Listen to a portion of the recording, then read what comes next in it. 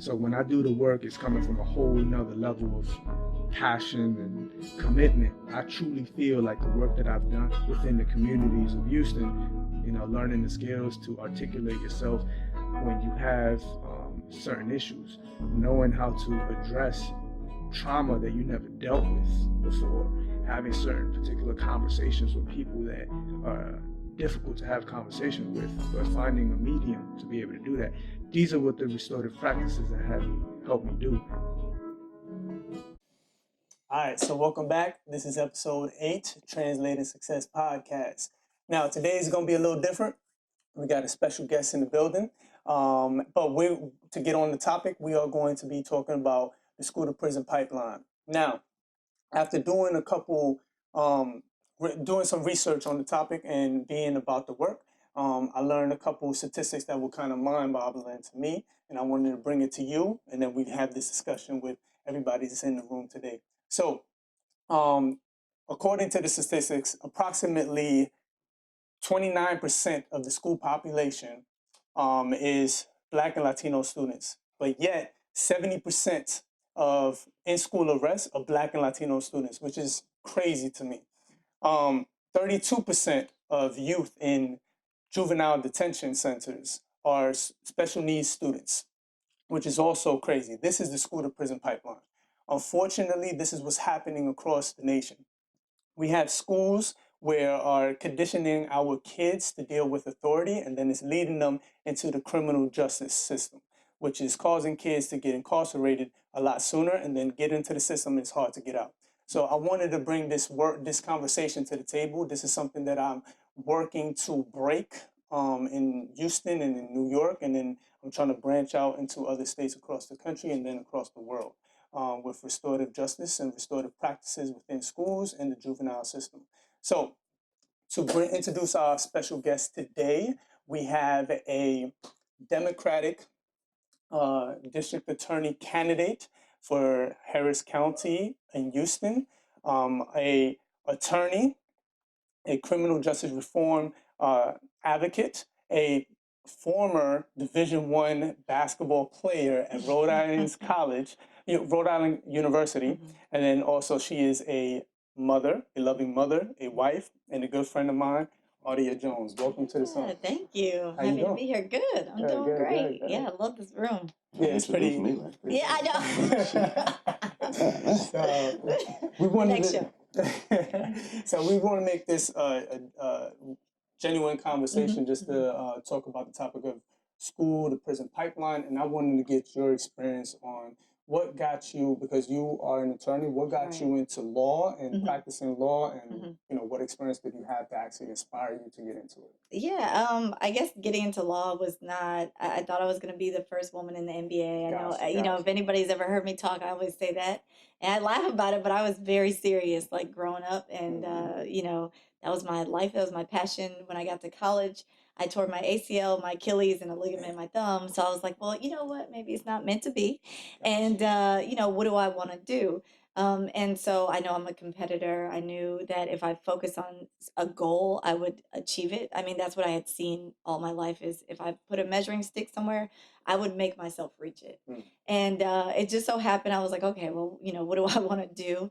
I had already graduated from college, and I was just thinking, I was like, well, I like to watch Judge Mathis and Judge Judy. I know a lot of people laugh at that, but I'm just like, and they had, even though that was the only thing I had seen as far as a lawyer goes, because even though I have such a big family, I don't have any attorneys that I know about in my family. But, I laughed, but I was like, I really liked watching it. I liked what they were able to do. And so I went to law school and went to Texas Southern University right here in Houston, and fell in love with Houston. And at first I thought I was going to be like an NFL agent, because I thought that was going to be my tie to still stay with sports and tie in the law. So I was like, well, maybe I'll do that. But ended up being very, very good at criminal law. So I was a criminal law tutor my second year in law school.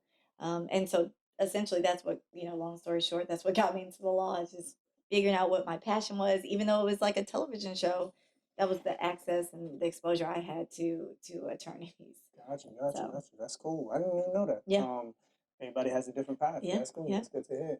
So what was like your your introduction to being an attorney, like your first experience, and how was that? What did that look like? You mean like a practicing attorney? Yes, a practicing Okay, attorney. okay, Yeah, a practice. So there's a difference between an attorney that practices law Gotcha. versus just being an attorney. Good. Because at first I was just an attorney once I got licensed. So the first place I got licensed was actually Maryland. So I moved after I went to law school here in Houston. I moved back to the DC area, got licensed in Maryland, and began working on Capitol Hill. Gotcha. So I worked for a Texas representative. Now, when you're, she's a Democrat, very well known here. And, you know, when you're working on Capitol Hill, you're not practicing. So I dealt with a lot of like legislation, just reviewing it, seeing, you know, how it helped or hurt the Democratic, you know, our Democratic constituents, Yeah. and really just doing a lot of analysis with the law, but not really practicing it. So I didn't apply it to anything. I wasn't applying it to anything. I was really given a breakdown to tell the congressional member I worked for to say, hey, you know, vote for this, don't vote for this. This is good for the people in the community. This is not. So that was like some exposure that I got with the criminal justice reform, but really never really understood just how messed up our system was until I started working there. So what I will say is my first experience as a practicing attorney, fast forward a couple of years later, when I came to Houston, I was in a courtroom. My first courtroom experience is the thing that stands out. My first courtroom experience, I had served the wrong party, do a lawsuit. And it's a funny story. It was like a civil claim. Served the wrong party. Nobody showed up. I was the only one in the courtroom with the judge, and I almost tripped over the rug because I was so nervous. Gotcha, So gotcha. I laugh about this to this day. Like I literally I don't even know what I was like shaking. Yeah, yeah. Only attorney. Nobody else was there. Um, Anyways, I got reset. In that case, we worked it out. But that was my first experience as a practicing attorney. Gotcha. Wow. Yeah, very And did you nervous. have any experience before that? You just thrown into the situation, or did you like you observe other attorneys go through the process Yeah. before? Yes. Okay. So very briefly, when I was in law school, I was a law clerk, a summer law clerk for the United States District Court for the District of Columbia. Okay. So that was in DC. It was federal cases. You know, they handle federal and the state area cases. But at that time, I was like a first year law student. I didn't even really know what I was looking at. So I really didn't know what to process. But fast forward before that first experience where I almost tripped on the rug, my boyfriend, who's now my husband, we both went to law school together. So I watched some of his proceedings before I started practicing. That's pretty cool. That's a dynamic duo right there, I would say. That's pretty cool. So with that, I know you mentioned a little bit about criminal justice reform. Yes. And from your experience, I appreciate your vulnerability and your openness to talk about your experience and knowing how you built your way to get to where you are now. Right. And I've seen you out there doing the work and preaching your message about criminal justice reform. Right. If you could give our audience a little detailed explanation of what criminal justice reform is and what is the mission behind it right now. Yeah. I literally reforming our whole system. I mean, just doing a revamp of what it is right now. Right now, what we've seen, not just here in Harris County, but across the country, is we've seen mostly a criminal system. Yeah. Right. So it's even hard to say criminal justice system.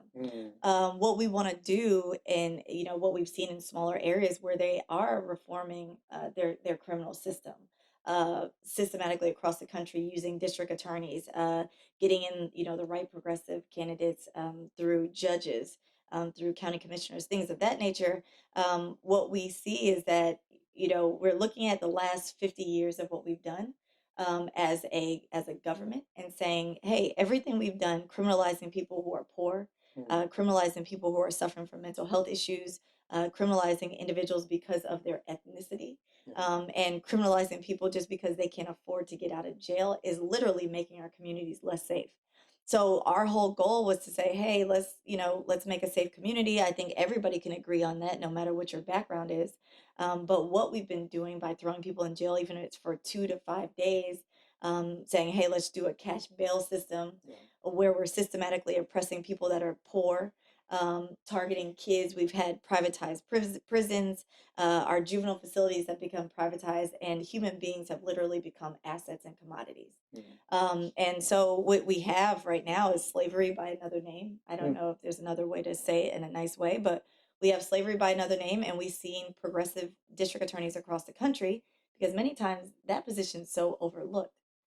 And what a lot of people don't understand is district attorneys are single-handedly the most powerful actors in our criminal system right now. And so it is important to understand what their role is and what we're trying to do. But what we're trying to accomplish literally is essentially what you do, the restorative aspect of saying, hey, let's bring restorative justice. Let's bring justice into our criminal system that we have right now.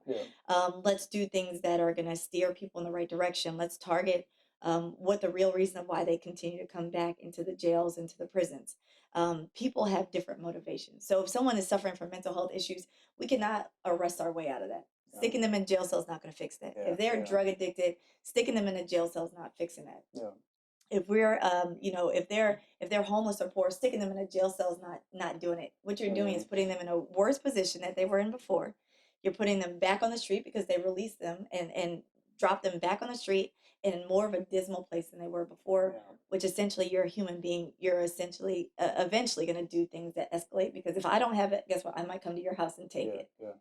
So yeah, and I think it's very important to bring you on to have this conversation, because with the work that I do, once again, restorative justice, I work within schools, high schools, middle schools, elementaries with restorative practices, and trying to implement that with schools. And what I'm trying to do is build awareness, and the work that I've done with my curriculum that I've built, I'm trying to help teachers understand, build awareness with teachers to identify like biases that we all have, and be able to address that properly so that you can build proper relationships and identify different types of communication, and dealing with students, and try to look at discipline in a different way, right? And making it like a lifestyle, because it does connect. And I think bringing you on is very essential, because restorative practices within schools connects very closely, coincides with criminal justice reform, because it is the same thing. The schools are struggling with discipline and constantly not having funding to like bring in programs like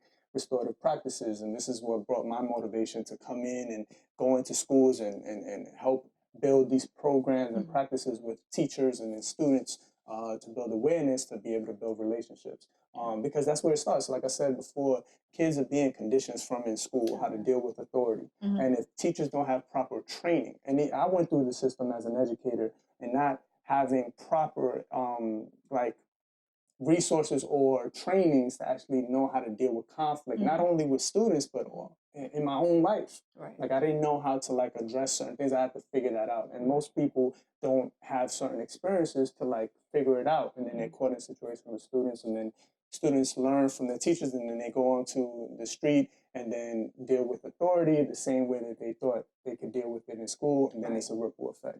So with what I wanted to ask you, what do you think, to help the school, to break the school to prison pipeline, saying in schools can be done to kind of like make it change? Yeah. So I think it's like a different step approach. I think the first thing we need to look at is like you said, the statistics, the numbers. 1 in 3 African American men will come into contact with our criminal justice system. And what people don't understand is when we arrest people, or when we even send them to jail for nonviolent offenses, which right now 77% of our Harris County jail is in there for nonviolent offenses, we essentially create more victims. We create unseen victims, which a lot of times are the children that are in the schools. Right. So now it trickles to our kids, where it's normal for them to see parents in jail. And that goes for any ethnicity, right? So we see it's become essentially a class system, where it's a caste system, where it's not just targeting African Americans, but it's also targeting the white populations, targeting our undocumented population, where it's become a normalcy for those, for many of the kids to see that. Now we expect them to go to school and learn just like everybody else, sit through class, focus on homework, when they might be the only one that's bringing in money, for their family. I think it's important for us as I guess for me not to get too far off track, but for us as a criminal justice system, or what we intend to do as a district attorney's office, is to bring a friendly face back into the school system. I think one of the things we talked about is, sometimes the smallest thing can change a child's path in life. And knowing that there are people out there that support them or care about them, even if it's not a blood relative. But having like district attorneys or assistant district attorneys go out to the schools, teaming up with the various schools that make up Harris County, and that mostly is the public school system. 40% of the juvenile cases that come through the juvenile courts in Harris County are school-related offenses. So it's like, when did pulling the fire alarm end up getting you arrested? When did getting in a fight not get you in school suspension, rather than now it's putting you in handcuffs and foot cuffs and walking you out in front of a whole school? When did I don't know, playing a prank on a teacher that's not violent, that's not threatening, how did that land our kids in a juvenile facility? So those are the things we need to look at. And as far as taking a proactive approach, we spend $137 million a year in taxpayer money running the Harris County Jail, which is the largest mental health facility. So, imagine if we cut those resources down and said, hey, let's give these people the help that they really need. Let's build additional mental health facilities. Let's team up with mental health facilities that already exist. Let's get drug rehabilitation centers. Let's send those individuals there. That money can go towards education, improving educational systems, looking at alternative ways to discipline kids. I don't even say discipline. We have kids, you get labeled the bad kids, right? And those a lot of times are the best leaders. It's just steering their focus and shaping it. So I have a 2-year-old son, and his energy is like off the chain. I don't even know when that came overnight, and but it's like, how do we steer that energy into a positive way? Oh, well, they talked about in other places they use meditation. So now, instead of calling the police and having them come in and take the kids away, well, let's send them to meditation in school. Or so we have to look at alternative measures, but we definitely have to take a proactive approach, and it's our responsibility as a criminal if we want to be justice oriented, to get to the children before they get to us in a negative way. I agree. I think the biggest thing you said is like, the kids that are labeled, right, as the bad kids are usually the ones that have the leadership qualities that we're looking, right, for. It's just all about redirecting. Now it's all about, and I saw that personally when I was at Kipusa High School. I dealt with a class called the Restorative Justice Council, where I had a mix of a very diverse group of kids that had different experiences. And I seen that head on, like kids that were usually in trouble, be able to step up, and if just giving them exposure to a different type of style of teaching or a different type of environment that you can create within a classroom, right? But also creating space and time for that, with teachers having so much on their plate, being able to find. That's why I'm trying to fill that gap where, like, building a curriculum where you could implement a lesson, where you could just break down and just have like conversations with student to student conversations, or like that can be implemented into their curriculum that's already made, where they're breaking down stuff and learning how to communicate with each other and bringing awareness to what's going on with them. So I think that's very essential. I think bringing that to the table and educating people on that, like, yes, those kids are leaders. It's all about redirecting and giving them a different route.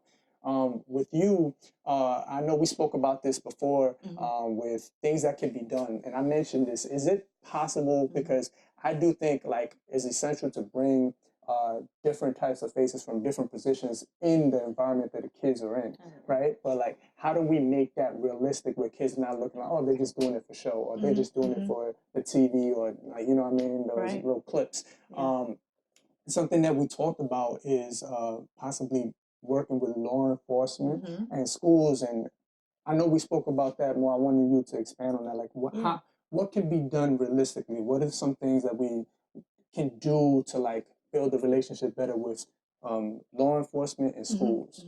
Yeah, I think one of the things we talked about was like having liaisons from the district attorney's office that are paired with law enforcement officers.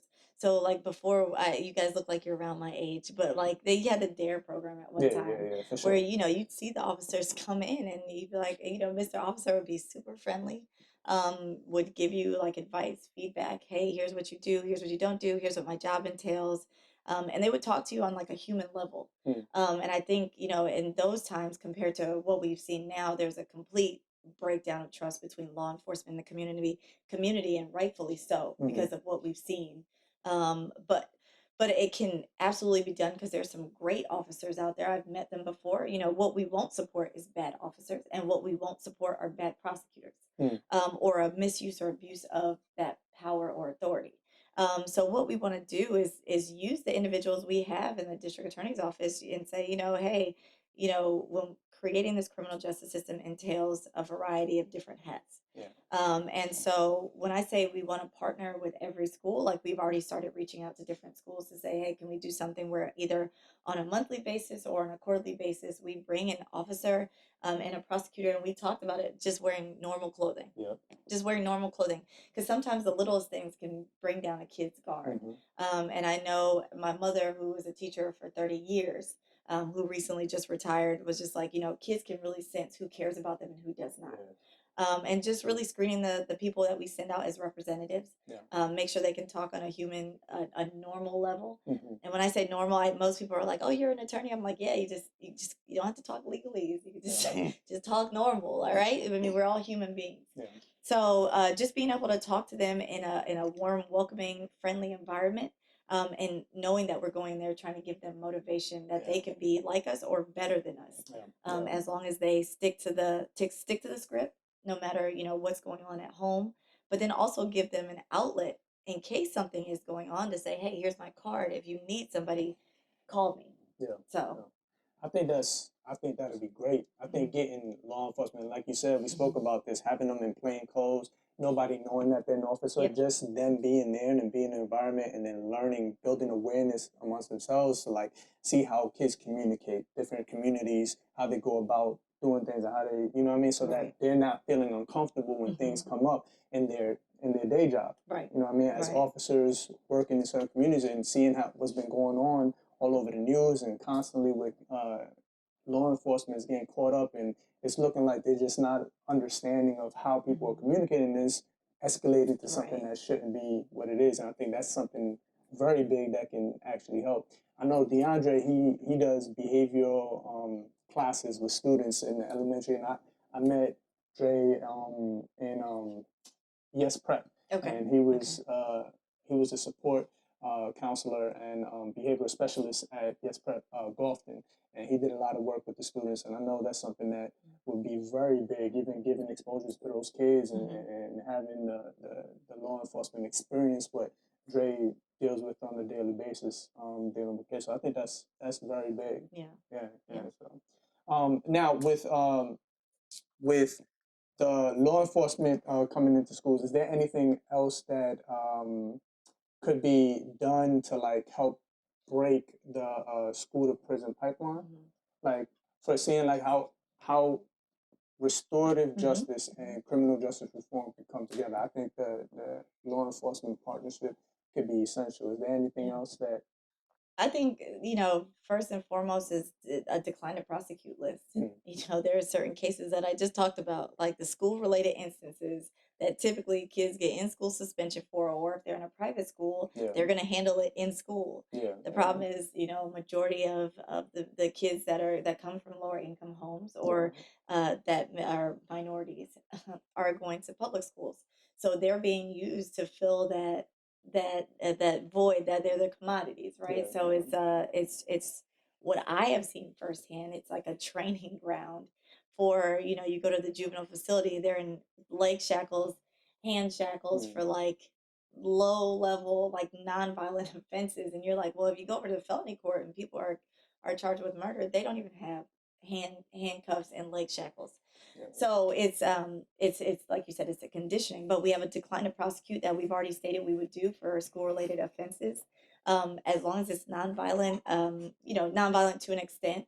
Kids get in fights. I've seen them firsthand. Some of my closest friends in high school and even middle school or elementary school. But as long as it doesn't escalate to something above what children do, or a sexual offense that would be handled in the system, there's no need for us to step in. That's something that needs to be handled in school.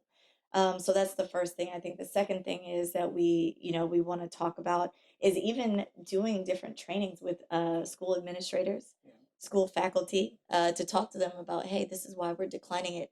Let's talk about, are there any resources we could provide to you all as far as dealing with the law, or understanding how to deal with the children or somebody we can bring in.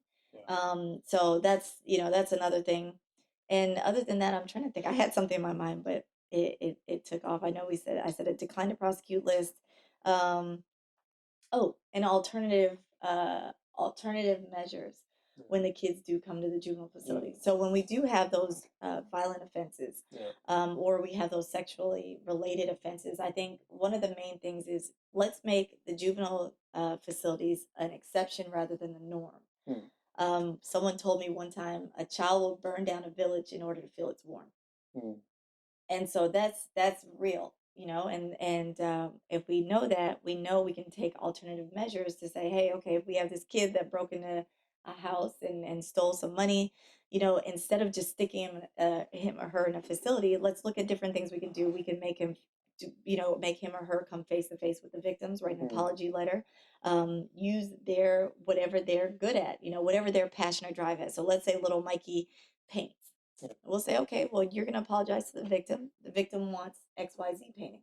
So now you're going to paint this for the victim. That's pretty cool. And in addition to that, you broke the window. You're going to follow a person who fixes windows for about 5 or 6 hours. That would be your community service to work off the amount it's going to take to pay back for that broken window. So so at some point people might be like, oh, that's hippie stuff, but it literally is going on right now across the country in smaller areas, and it's working. It's been proven to work. So we're not doing something that's never been done before. We're just implementing it into the third largest county in the United States. So that's big. I like that a lot. That's pretty dope. Yeah, that's pretty dope. I would love to see that happen. I think working in schools too, like seeing that firsthand, where the students are they're not being taught like what they did, not being taught how to correct what is being done. Right? It's all about focusing on punishment, and I think it's a lot to do, and I think this is what's happening in law enforcement too. From the educational side, there's so much like the teachers have to focus on. Right? They have their workload is so much already, and then to be able to have to focus on the disciplinary actions to take on each day in different classes with different students, it becomes a lot. So it's understandable, but like there has to be something done to like build the teaching awareness and give it, whether it's even, I believe, paying teachers more. The job, being able to do the job like that. If you pay teachers more on a higher scale, you'll get better teachers, more people, it'll be harder to get in. You get the top of the line teachers wanting to stay. And then, because being an educator, and even me, like I left education after 9 years, trying to move up and do better with my career and, give more opportunities for my family and my next generation. So I think that would be real big to like kind of like start building that outside in the criminal justice reform, trying to do like a correction process for younger kids trying to learn from their mistakes and build a process now. Yeah, and I think it's gonna take a village. I think and I understand that most of these teachers are underpaid and overworked, and a lot of them are doing it from the genuine care of their heart. Our kids are in, our niece that we raise is in HISD, right? So, we have our own personal stake in that, but it's like, we won't just say, hey, you guys were declined to prosecute, you handle it. It's like, hey, let us provide the resources and support you need. So even if that looks like, having a liaison that works directly with the school. So when they call, it's not intake, so we take the charges, but it's like, hey, how do I handle this child? What do you think, what would be a good resource? Do you guys have organizations that you're working with already that we can tie them in with? So it's not literally just dropping their hand and be like, good luck with that. But it's saying, hey, let's keep them. They don't need to come through. They don't need to get processed. They don't need to get arrested. They don't need to come to our facilities. They don't need to come to the DA's office. They don't need to come to court. But hey, let us give you some kind of guidance from our end. So I think that's important. And being able to sit down at the table. I think even when we did our lunch and learn, and then you all sat down and just gave feedback. To be a leader, you have to listen as well. For sure. I don't know everything. You were in education, I wasn't. So I was in law, and so maybe there's something you can learn from me, and vice versa. But we have to be there to listen to our teachers, be there to listen to our administrators, hear what their issues are, and then create a solution from there. Like I remember when I was at Kimpus High School, one thing that was very important for me, because the kids were actually, I had 18-year-olds, 17-year-olds actually going through stuff. I remember like one of my students came up to me and was like, hey, he pulled me aside and he was like, hey, I'm dealing with this this ticket that I got, and I feel like there was something not right, like his experience with the law enforcement. And there was certain things that I couldn't answer. I didn't know. Right. So what I did was I knew somebody that was an attorney herself. And she had practiced law, and she was going into schools, and she was trying to find opportunities. So I brought her in, and I had her do like a class where she came in and talked about certain laws and what to do when you get pulled over, things to say, things not to say, what to be aware of, what you can do, what you can't do, and then just answer a bunch of questions, and it like changed everything. And that was just one day, and I could only do it one day, because of the way the school system was set up, and the flexibility we had, and certain things that had to be accepted before. But like finding ways to even have things like that accessible to our students is essential. Like I think like that experience like helped those kids, and then they stayed in connection with the lady and asked. I remember one of them was asking a question. She made herself available to the students and gave the contact information. They asked questions when needed, when they were going through things and stuff like that, which is I didn't see growing up. And I thought that was very powerful to see, and I just want to see that more often. How is it like? Is that even a possibility to actually make realistic going forward? Absolutely. And you've already seen it happen before. It's a possibility. It's more than a possibility. True. I mean, look, I think at the end of the day, it's the same thing I always say. It's like, you have these people that come out with these like false narratives and the fear mongering. They're going to let all the killers and rapists and robbers out of jail if we do the cash bail reform dealing with misdemeanors that only deal with offenses where people serve less than 1 year in jail. You got to understand what realm you're dealing with. You have to, knowledge is power. And this is something that I'm like, hey, if they're already doing it, if you've seen it done before, it can always be done again. It just takes someone that has the courage to do it, that is not affiliated with a special interest. Too much, not to make it a wide scope, but just dealing with our current district attorney, like a lot of her action that you see, I don't know why she's doing it. The negative actions that have been like pretty much killing our communities. But it's like, you got to think there's got to be like underlying special interests that are tied to it. So what we need to do is just be more informed when we're voting, when we're electing people. Go out and vote. Parents, go out and vote. Your student, your child, if they turn 17, encourage them to vote and understand the importance of it and the power behind it. Even one vote. Everybody only has one vote. But to answer your question, yes, that could absolutely be done. I mean, we're the second largest district attorney's office in the United States. We have plenty of resources, plenty of people. With the way our criminal system is working right now, we are literally like throwing money down the drain, recycling people in and out of jail. Like I said, we're the largest mental health facility in the state of Texas. $137 million of tax money filtering into the jail to do what? To have those same individuals who are suffering from mental health issues get let back on the street and then get rearrested again to continue suffering through their issues. So it's like, hey, let's take some of those resources, let's take those individuals, get them what they need, which is mental health specialists, and let's take some of that money and hit the education trail. And we already have the people, because I've worked in the office, we have the people that we can send out there. That's awesome. Even though her turnover rate right now is horrible. We would have to, it's going to take some rebuilding. It's not going to be easy. But Gotcha. That's awesome.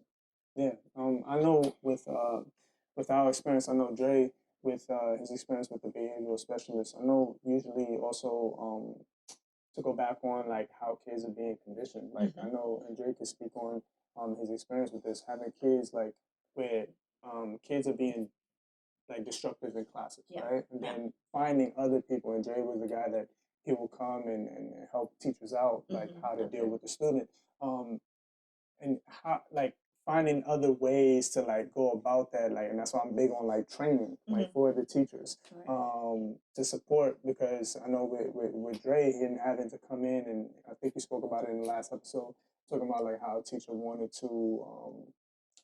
you to scare another student, right? Because he was not behaving in her class, and what the effects and the impact that can have on students. And when you say scare like how? Well, it's not. Let me back up. It's not. It's more often than what we may be saying. It's like that's sometimes the normal thing, right? And a lot of times it just simply comes with the title, right? Behavior specialist. So that equals for a lot of people as the person that makes the bad kids stop being bad or whatever, right? So a lot of times, like, I'll just walk down the hallway and you'll randomly hear, "Oh, I got someone that needs to be in your class. I got somebody else that needs to be in your class." And I'm like, okay, that kid's been given up on. That kid's been given up on, right? You know.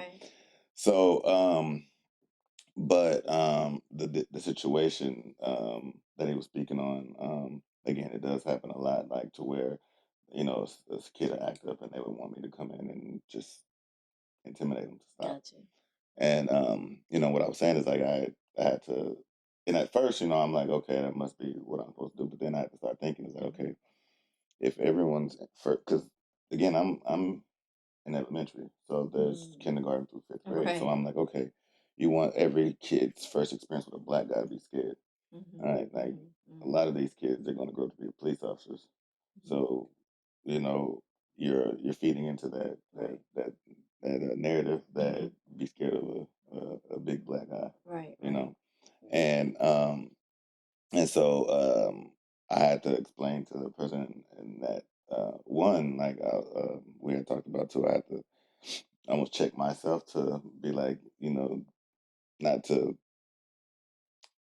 react too offended by that. So I can be able to explain how, number one, even if it worked, what are you after that? Right? Like if I'm able to scare this kid into being good, once I leave, then what? Then that's it. Yeah. Right? Yeah. That's one of the things that said too. I don't want to do that for year after year after year after year. So you have to almost find a different way because it gets tiring simply scaring people and intimidating people because you can only go so far. Right. Like I can't touch them. I can't arrest them. I can't, give them the ultimate, which what ends up happening is you'll get teachers who would use that tactic, right?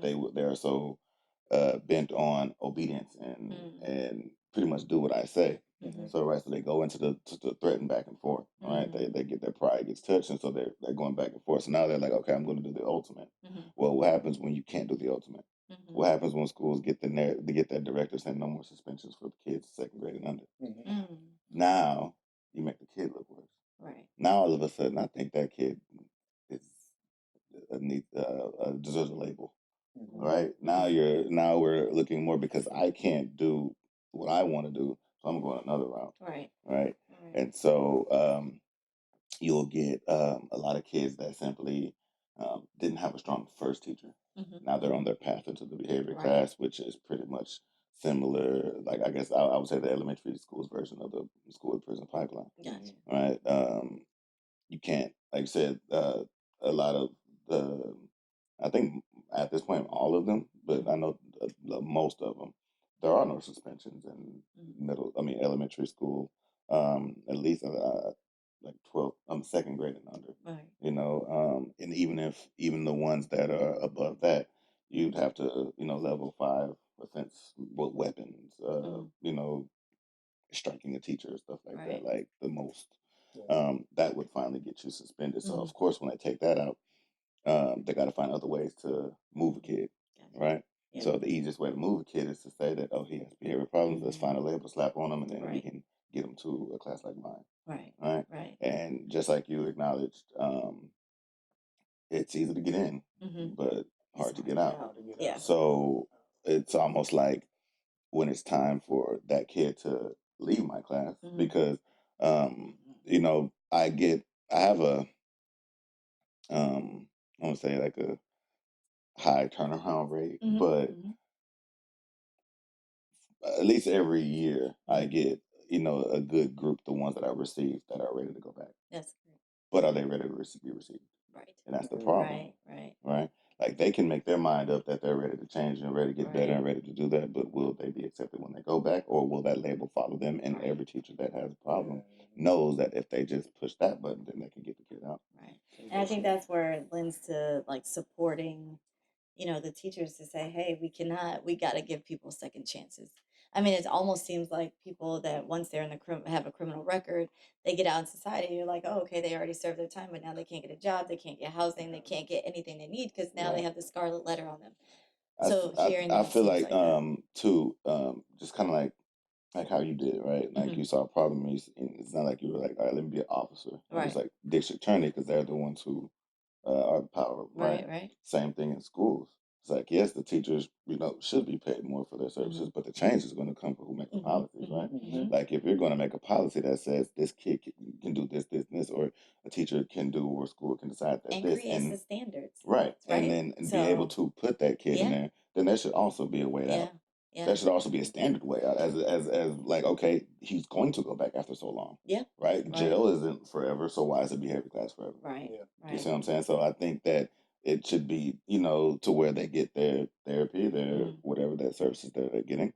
But just as easy as it was for them to come in, there should be a pathway back out. Right. Like And I mean, in so many ways, back in society, right? Because you're coming to my class, you're just surrounded by everybody else who got put out. Right. And it's crazy because you hear stories in this modern time now where you hear stories over and over, black, white, Latino, Asian, whatever, that were not necessarily good students and were bad in school and then ended up being super successful. And then you still have teachers saying, oh, you're not going to be successful because you're not good in school, which makes no sense to me. Like me and my wife had this conversation the other day where we're talking about where kids are being labeled still and then being judged, and it goes with them throughout my wife is in middle school, so she sees them go from middle school to high school, right? And still seeing the trend go on, and it completely makes no sense because we see the trend of like you said at the beginning, like most kids that are labeled the bad kids have leadership qualities. And sometimes their life exposes them to certain things that kind of want to make a switch, and then they figure it out and end up being super successful. Why can't that switch happen in schools? Well, but like you said though, well, I'm sorry, I think she said it like when you asked like what can we do to fix it, and pretty much it's to educate, right? To go in there and inform people. Well, you look at the statistics, like ones you would see that begin in the behavior class. Well, most of their parents aren't educated or not involved, to where they don't know that you can say, no, I don't want my kid in the behavior class. No, I want you to do more for him while he's in class versus, you know what, y'all call me 3 times a day. If this is the only way that I can stop getting these phone calls, I'm going to allow my kid to get in the system and, work with them like that. Well, like you said, at that point, you're recycled because let's say, well, and it shouldn't happen, but I mean, imagine a first grader getting put in a behavior class in 1 year of school, right? So that shouldn't happen, right? But let's say it does. I have 4 years to get him out before he goes into middle school with the same label.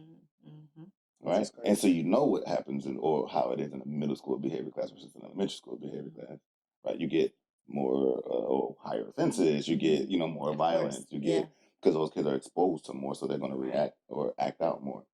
So you're pretty much saying, hey, you have 4 years to get this kid out of the system before statistically, if you go into middle school with that label, you're probably going to graduate high school with the label.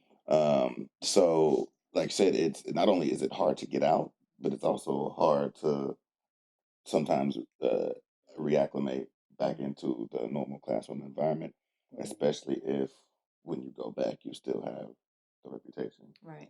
The label that where criminals come out of jail and they go apply for a job is still there, right? So when you go into the next teacher's class and they say, oh, you were in the behavior class, who's going to get targeted every day now? It's ultimate conditioning. Which is crazy.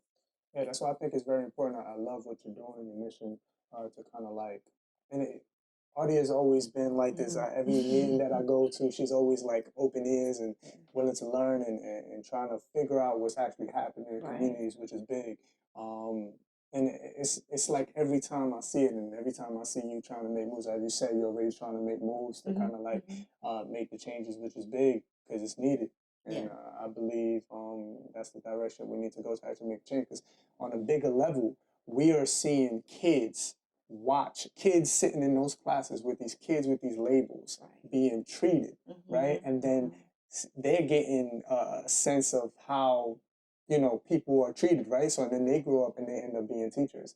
And then they grow their biases of like, oh, this kid reminds me of that kid that used to be in behavior class. Why isn't this in this school? And blah, blah, blah. And then it causes, and I've seen that constantly happening with teachers as well, where it's not only the kids that are going through it, the kids that are sitting with them that are labeled the good kids or the kids that behave or obedient, they're being exposed to the treatment as well, and then they're going out into society with biases and they're unconsciously like, treating people from their own experiences, right? Until they have an experience that contradicts it, and then they have to change and adjust. But I think it's very impactful to start, I think it even goes deeper than that, though. I mean, you're looking at the parents who's had experiences in school, and now they're raising their kids to their biases, right? So I had this type of teacher when I was in school, so I know this is what's going on in this classroom and with my child, and I've even at ES Prep had to sit in meetings where parents would accuse teachers of things that they went through, and I'm like, this is not what your kid is going through, but you're teaching him that that's what's supposed to happen, or that's going to happen, or that is happening when it's really not. Again, like when I finally get to meet parents, because I have to meet with them once a year for every kid, and so a lot of times I'd finally meet them, and of course they not of course, but sometimes they would come from behavior class when they were in school, and so they pretty much have their kid going the same route that they went through, having the same excuses. You hear the same things from the kid. And sometimes I have to remind them, like, you're not even an adult yet to be able to use certain excuses that your parents might be using. But it's sometimes still surprises me almost, or catches me when I would see that, like you're bringing that narrative directly from home to the school, like that belief about not being fair, or doing something, but trying to argue your way out of it as if you didn't, like, no fidelity at all, and again, like you said, it comes from sometimes their experiences in school, and they rub it off on the child, and you find a lot of times that when I am successful at turning a kid around, I probably turned the parent around first, and then gave that parent a different outlook, so the kids start to get a different outlook, That's big. I appreciate you opening up about that. And I think the whole point of the podcast is just to have open conversation, open dialogue about things that I think should be out there more, and just spark up conversation in all different types of communities about what's actually going on from our experiences. So I think that's like the biggest thing I took away, like even while you were talking, I'm like, oh, what could we do to solve something like that? I think is creating atmospheres or creating events. I don't even know if it'd just be the district.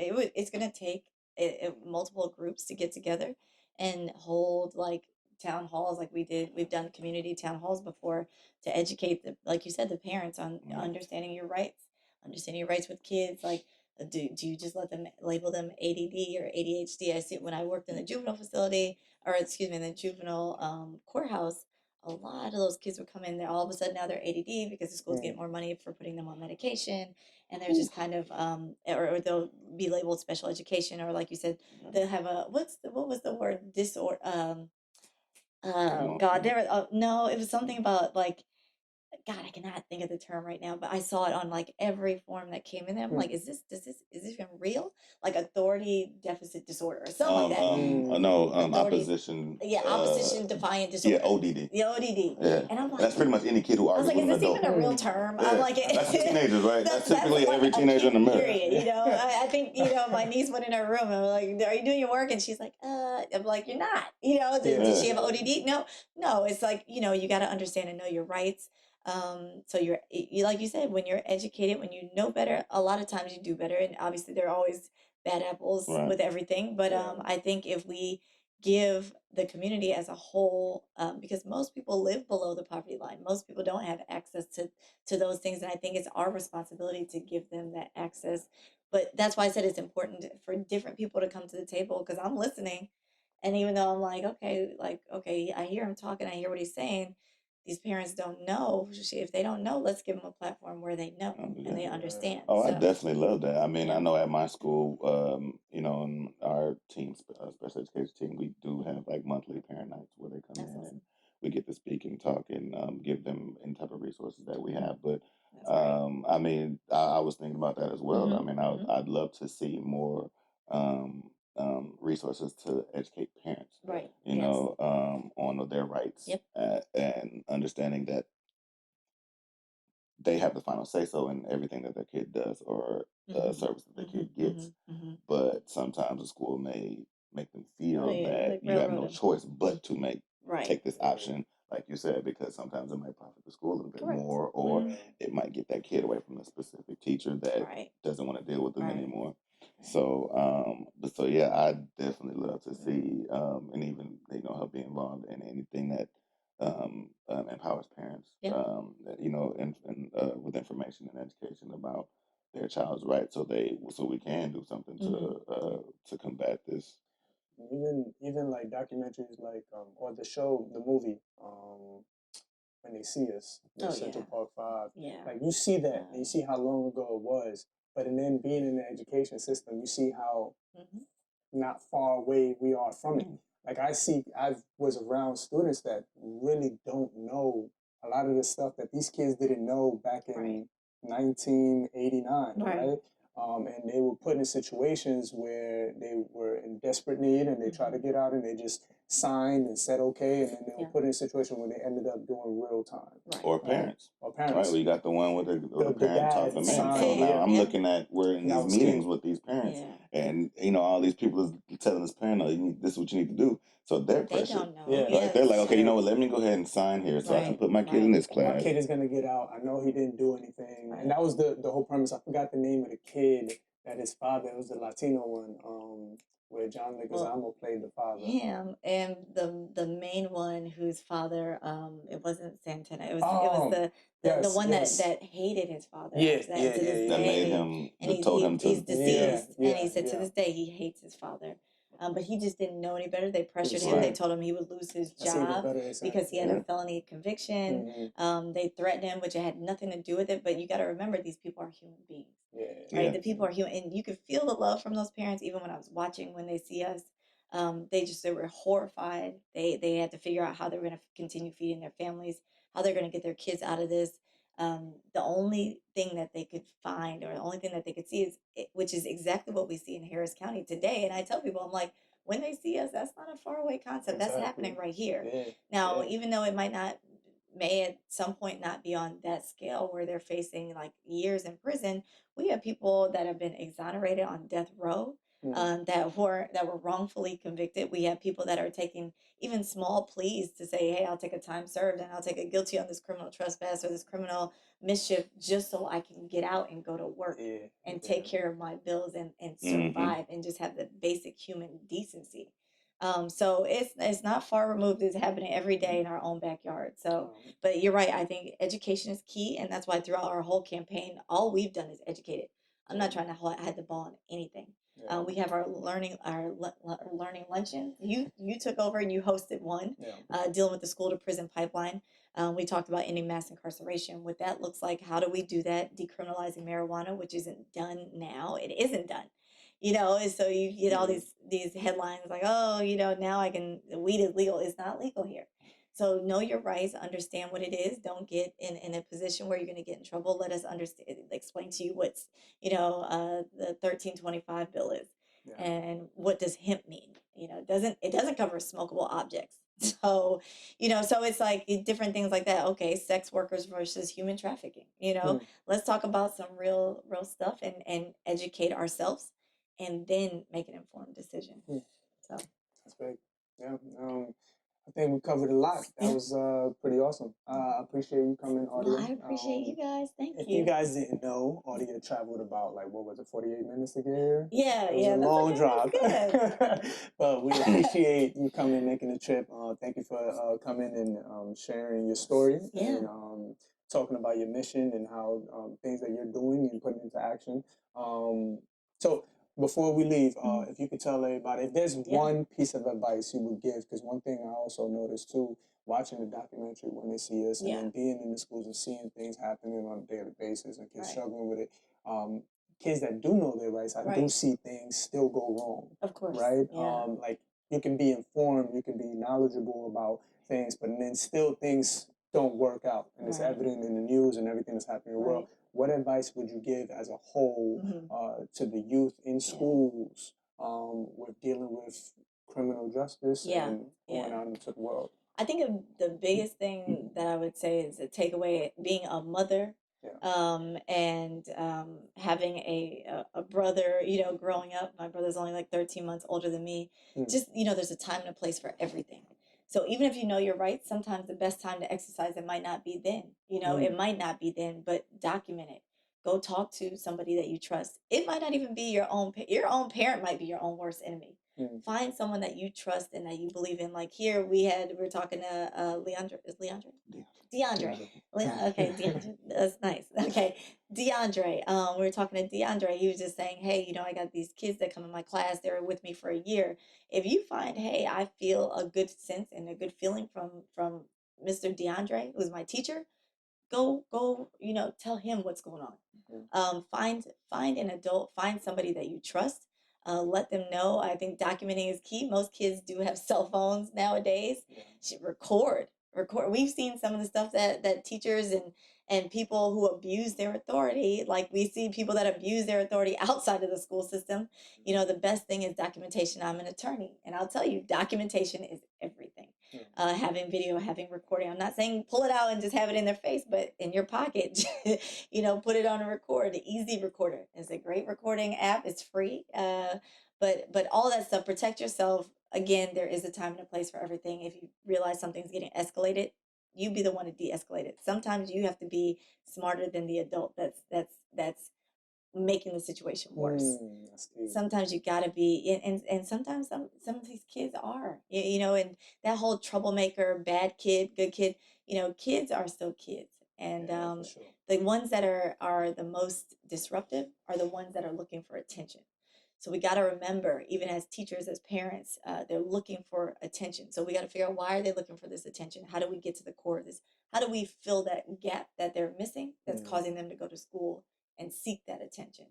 Or how do we harness their natural ability to like stand out in front of everybody, even if it's acting like a clown? How do we change that to being the leader? Because when I go speak at classes, there's always like that one or two kid, one little boy, his name was Deshaun, just like my husband. So I was like, hey, come up here. And he was a bad kid. I had one of the teachers called him a thug even later on down the line, which I was like, no, we're not doing that. But I brought Deshaun up there with me, little bitty thing. Teacher's like horrified of him. How old was he? He might have been in like fifth grade, fourth or fifth grade. He's tiny though. And I was like, and to the point where he came up there, and I was like, good, you're gonna be the head of the class with me. I'm like, you'll be the one. I gave him a sense of responsibility. So now to let him know, hey, the kids are following you, they're watching you. So I need you to do something good for me, and you're working for me. You're working with me. And then he felt a sense of fulfillment, like, oh, I'm needed, I'm wanted. So he was up there. I was like, you pick the kids that have the questions. I said, you go to them, you stand next to them like you got a microphone, and you cut them off at their time. He loved it. And so when his class cycled out, he went to his next class. Tell me why the teacher came and got me to come talk to him in the next class, because she was having an issue with him.